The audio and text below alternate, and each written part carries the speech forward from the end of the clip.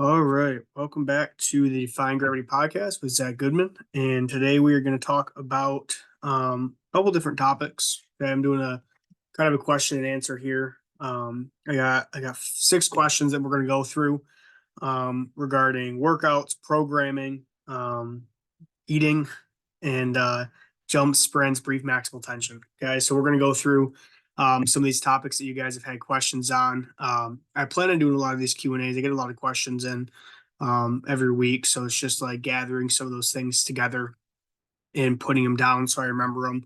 I'm usually pretty good at answering through Twitter and things like that. So if you guys have those questions, Twitter, Instagram are pretty good places to find me. And I plan on making these things some podcasts and making them, so they're informative and things like that. But without further ado, our first question is, how often do you repeat workouts? So I got this question off Twitter just a couple days ago from, I believe, a dad that is training his kid. But he's wondering, how often am I repeating my athletes' workouts? So a couple things here. So I've talked about we run an upper lower split. We repeat our main lifts. Okay. So if we have 2 upper body days a week, our main lift, whether it's a bench press, close, whatever it is, we're going to repeat that. Okay. So we are going to repeat our main lift. Accessories will change. Okay. So our accessories will change. So say we bench on Monday and Thursday. Okay. We do that for our variation. So normal bench or a pause bench or something like that. Um, we'll do that, and then our accessory things will usually rotate. Occasionally, like supplemental lifts will sometimes stay the same. So maybe I'm pushing the incline, or maybe I'm pushing different Larson presses, anything like any sort of pressing variation I have my kids do.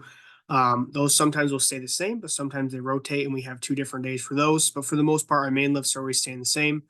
Dumbbell jumps are always in there, those repeat. Plyo swings repeat. So we run the plyo swings on a pendulum wave as well.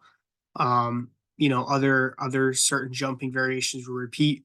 So really the only thing that's changing from workout to workout are accessories, and then our rep schemes and our target percentages and speeds and things like that. Okay, so again, 3-week waves. So we'll repeat the same sort of kind of basic scheme for at least 3 weeks. Main lifts will sometimes push those to 6 to 9 weeks. But again, we're undulating loads, which is basically undulating speed. So we're essentially rotating those things, but the exercise, the actual movement stays the same. Okay.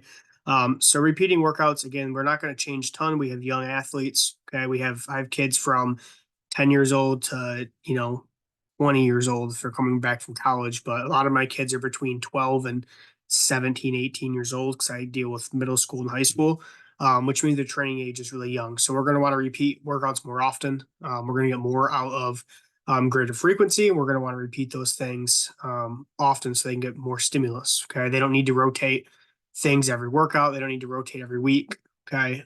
They need strategic rotation, but we can't over rotate. We can't over vary them. Okay. If we over vary, then we're not going to get the stimulus we're looking for. We're not going to get as fast of progress. And that's what I'm here for. I'm here for fast progress. Okay. So hopefully that covers that first question. Do I repeat workouts? How often do we repeat them? So hopefully that covers that. Second question. Okay. How do you weigh the squat if done 2 times a week? This is one I got again this past week. Somebody that listens to this, they've listened to a couple podcasts of Brief Maximal Tension. They've been following my stuff for a bit. How do you weigh the squat if done 2 times a week? Okay. So what I'm doing is on lower body days, so we squat twice a week. Okay. We squat on Tuesdays, we squat on Fridays. Okay. And so what we do is we use the Brief Maximal Tension method both days. Okay, and I have a podcast on what that brief maximal tension looks like. And again, we'll go into programming and things like that. I'll pull a kid's program and we'll go through it. But what we'll end up doing is that we're going to undulate. We have 2 different types of waves. We have undulation waves, we have straight waves. Okay. My really young kids, straight waves are going to be ideal. Okay. So that may be a repeat of reps, trying to beat reps, trying to beat numbers like that. Okay. With slight increases in load. Whereas my more advanced sort of athletes, my stronger athletes that are not, really in their beginners, they're young, but they're not really beginners. They tend to do better with undulation, changing rep schemes, changing loads and speeds every training session. Okay. So If I was going to wave the squat in a straight wave, it may look like giving a kid, so say I give a kid 4 sets of 5. Okay. It may look something like giving a kid 4 sets of 5 on a day with a specific number. Okay. So maybe that kid's max is 135. Okay. So I may give him 4 sets of 5 with 120 or 115. Okay. So again, a pretty high percentage, pretty aggressive. But because they're so weak and so young, they're able to touch higher percentages of one at max because they don't know how to grind yet, right? So their strength endurance is, at pace with their actual maximal strength. Um, and obviously as they get older, it's going to start separating. But I might give that kid those weights for the day, and we might try to get as many sets with that weight at 5 as possible. And then the next day I see him, it might be again 4 sets of 5, and we'll either beat the weight, we'll beat either the reps, okay, or we'll increase in load, or again on the fly. If a kid's number, if they're moving really fast, we might just add a little bit more. Okay, so that would be an example of a straight wave, very simple.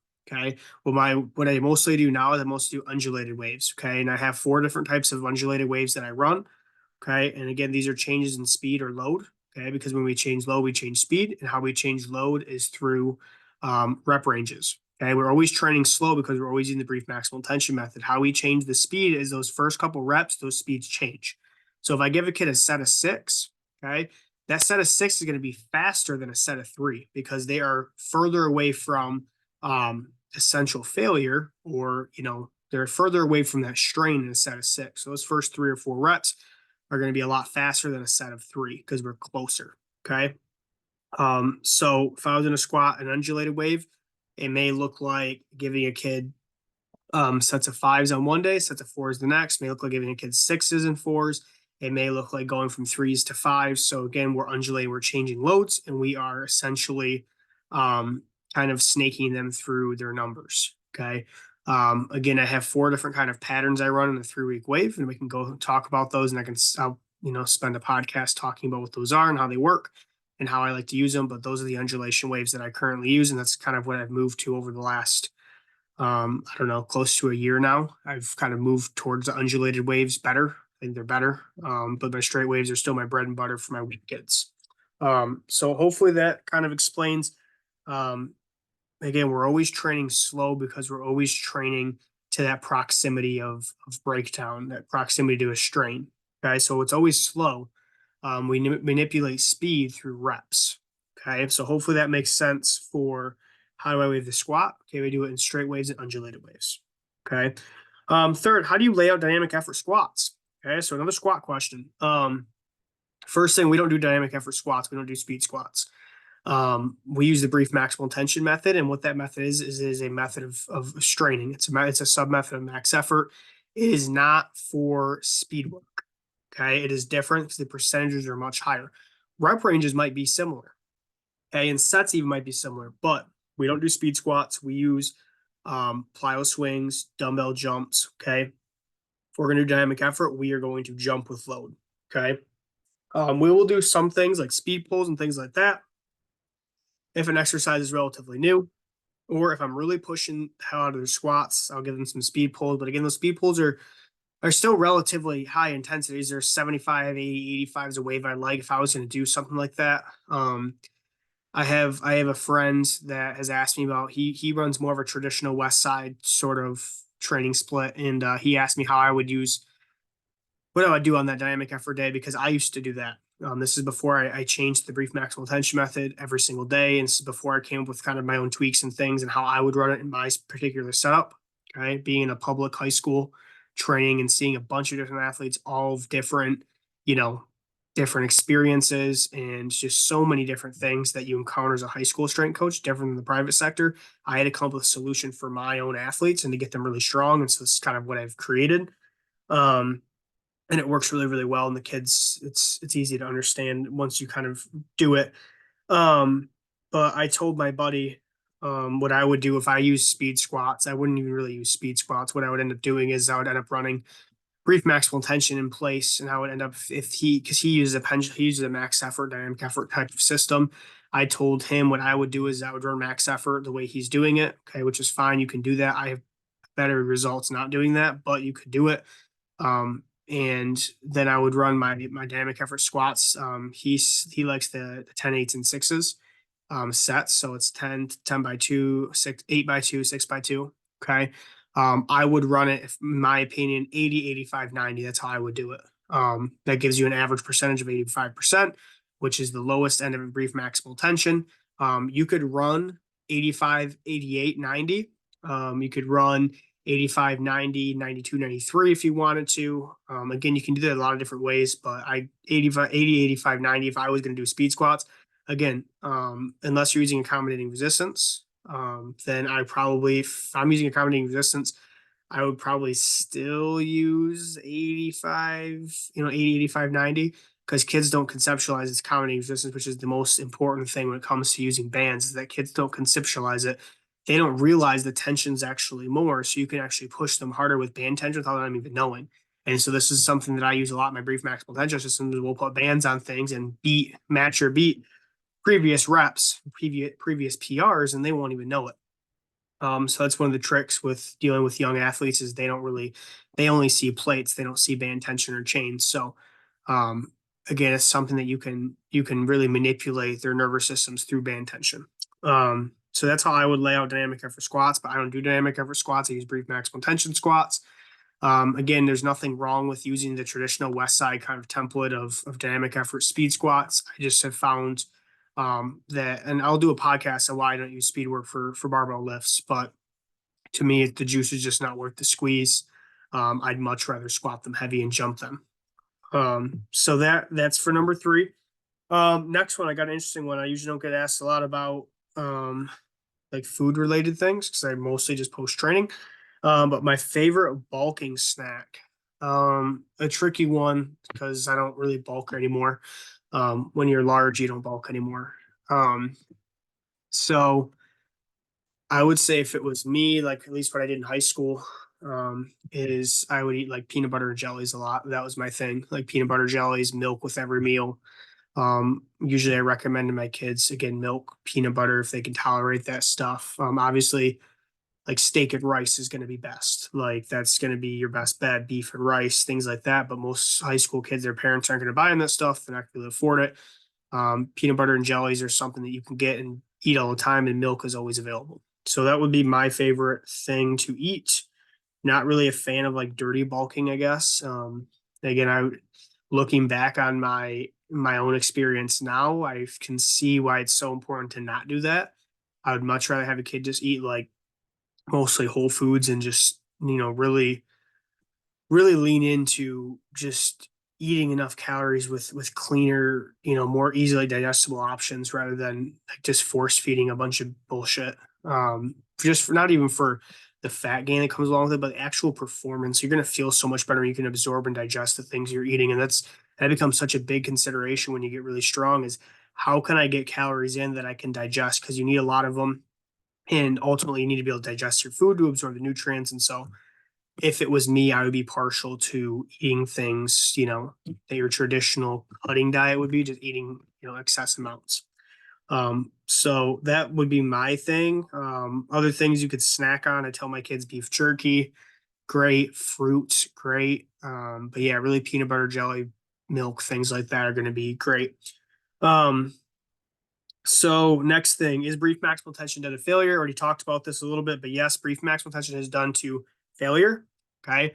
Um, I hate the word failure because it's been so like misconstrued by like hypertrophy people.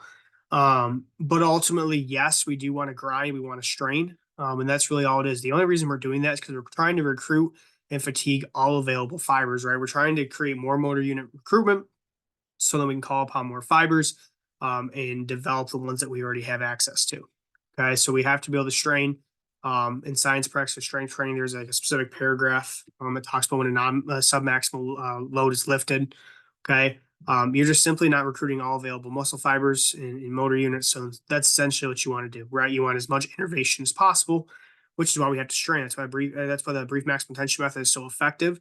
And it's why max effort's been so effective for people. Okay, is that we're recruiting all these available fibers. Okay, but the biggest thing with brief maximal tension method is not just the straining; it's how fast you can get to a strain. Right? how fast and how frequent. Those are the two big things of the brief maximal tension method. We need to be able to strain frequently. We need to be able to strain fast. Okay. And what that means, it's not necessarily the velocity, it's how quickly can we get to tension. I think I just tweeted this recently, but it's not time under tension, it's time to tension. Okay. So how fast can you get to a strain, right? And one rep max, you're getting to a strain right away. It's the fastest. It's like if you were trying to get to maximal muscular tension, the one rep max, the max effort method is like an airplane, right? It's a first class jet to maximal tension. Whereas your brief maximal tension method is going to be like a car. Okay. It's going to be like a car and you got to drive to somewhere. You're traveling a little bit slower, but you're still getting where you need to go. It's still a efficient ride, right? The difference is you'd think you'd want the jet, right? But how do you get the jet if you're broke? You don't. You can't pay for a plane ticket. Okay. It's probably cheaper to drive. Maybe not nowadays, but probably cheaper to drive. Okay. When it comes to the brief maximal tension method, you need to use the brief maximal tension method because you're weak. Okay. Your kids are weak. They have low training age. They're going to thrive with more reps to reach that strain. Okay. And this is involuntary slowness. This is not intentional tempos and bullshit like that people are pushing that don't make anybody stronger. Okay. This is legitimate involuntary, maximal acceleration, letting the load and gravity dictate the velocity. Okay. And so yes, brief maximal tension should be pushed to a strain. Okay. So done to failure. Yeah, my kids miss lifts all the time. Okay. I actually prefer them to miss lifts because I know they're not leaving anything in the tank. Many people don't want to hear that. Okay, it sounds bad. High school kids missing weights don't want to do that. Good movers, all the bullshit that's out there. It's complete and utter just horrible information being put out there. But yeah, my kids miss lifts all the time, and we get stronger, and we jump higher, and we sprint faster. And that's all that matters to me. Okay. And lastly, last thing I have for you guys, jumps and sprints for athletes. I was asked a question on Twitter today about jumping and sprinting. Okay. Cover this a bit as far as kind of like the training layout goes, but we jump at least twice a week with load. We've jumped 4 days a week. Right now, we're jumping about twice a week with load, and then sometimes we're doing some plyos on some other days, but really we jump a lot with load. We're trying to create, rate of force development. Okay, not as much tissue elasticity, but we still do some of those things. So we jump pretty frequently. Again, it's maximal. It's a relatively good amount of volume. So we do jump pretty frequently. Sprint wise, we don't sprint as much as everybody else does. We sprint about once a week right now. We're going to be moving that to twice a week so I have space. Again, I'm in Michigan, so we don't necessarily have the outside all the time. We're in, the current space I'm in. We have multiple teams that practice and stuff around us, so it makes like a logistical nightmare for sprinting. But when we run the laser, we run fast. Okay, that's because we push the jumps, we push our lifts, we get stronger. Okay, relatively. So we sprint about once a week. We always sprint on upper body days. We never sprint on lower body days because I'm never willing to sacrifice our squats and deadlifts. Okay, and I'm never willing to sacrifice our jumps, our loaded jumps. Okay. The squat specifically and the loaded jump specifically are our two main drivers of speed because we are leveraging acceleration to the greatest extent. Okay. We are very much an acceleration based training program.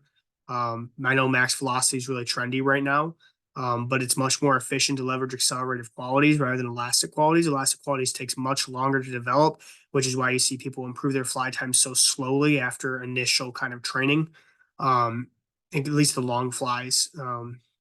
Elasticity just takes a long time to develop. It's something that takes many, many years of training to develop. If you're trying to leverage the most amount of force production right now, it's through accelerative qualities. And so that's what we really focus on.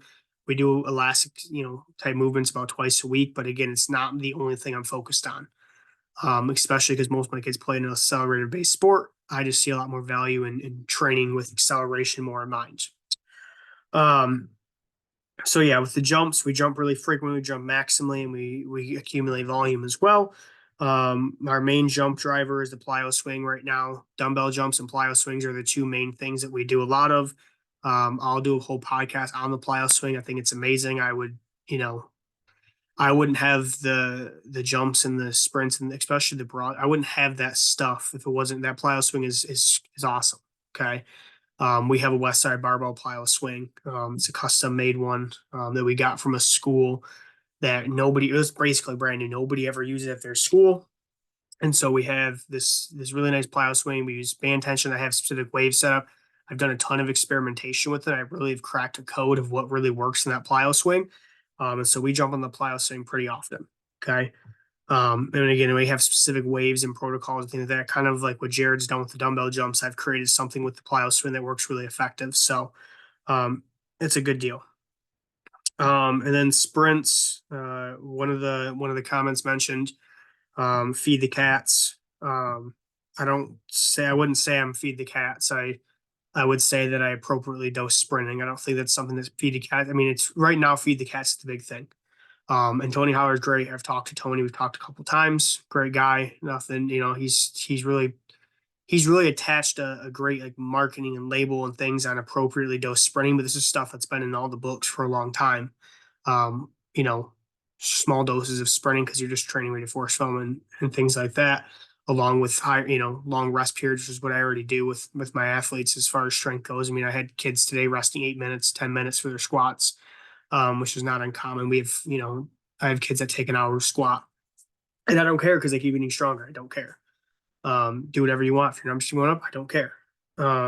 So I wouldn't say I'm feed the cats with the sprinting. I would say that I appropriately dose sprinting.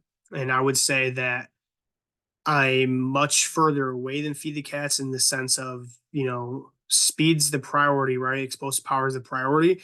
I just take a different route, right? I'm leveraging like actual physics. I'm not just practicing the skill of sprinting and never loading kids and doing, you know, fuck off workouts in between my 2 sprint days a week. Like we actually train. We have an actual strength system that does that. And that's, again, that system is very effective. And if I was a track and field coach, most definitely I would be using a feed the cats sort of program. I agree with a lot of the things Tony says. I also disagree with a lot of things he says, but he is completely on the mark on low volume sprinting with max effort. He's absolutely on the mark with that. And that is something that I think everybody, hopefully, if you test things, you've already figured that out, right? This isn't some world breaking thing. It just was marketed right. This is something that everybody's figured out. Kids need to rest, right? If you want outputs, they got to rest. So I wouldn't say I'm feed the cats. I would just say I appropriately dose sprinting in conjunction with our lifting and jumping. And that's really all I do. Again, if as far as like sprinting, like programming and things go, like we're relatively basic, right? I mean, I'm not doing anything that nobody else is doing. As far as sprint work goes, like I said, where I'm unique is in the actual lifting and the jumping portion, right? Nobody does the jumping the way I do. Um, I've stolen a lot of things from specific types of like dumbbell jumping protocol and things like that from some really smart people. But I don't think anybody else really uses the plyo swing the way I do. The way that I do the broad jumps is a little bit different. Um, and I've started messing around with some different contrast methods with the jumps for one of my good friends that's extremely smart and knows a ton about jumping, Michael Fahey. But I do things a little bit different because I have that plyo swing. So I would say that's something that's a little bit unique about my jump training. Um, but really, I think again, the culprit behind all of this is the lifting, the strength training. That's the culprit behind everything. Like all the success that you see from the gyms that are putting out the best kids, the programs that are putting out the best kids, it's the strength, right? That's something that it always goes back to is they make these kids really, really strong. You may show off the jumping and the sprinting, but those kids are really, really strong. And so that's something I don't want to get too far away from is helping people understand that strength is that foundation ability that everything else is built off of. So you have to have that. Okay. But those were the questions that I picked. I'll probably make more of these. I get questions every single week. I just don't know. I didn't think about really making a podcast for it. But it makes, people that listen to this, they want their questions answered. So this is probably a pretty easy way to do it. So I'll probably do more of these. So if you have questions, shoot me those things. I'll probably try to do more of those as we go forward. But yeah, that's all I have for you. If you have any questions, reach out on Twitter, Instagram. But if not, thank you for listening. See you.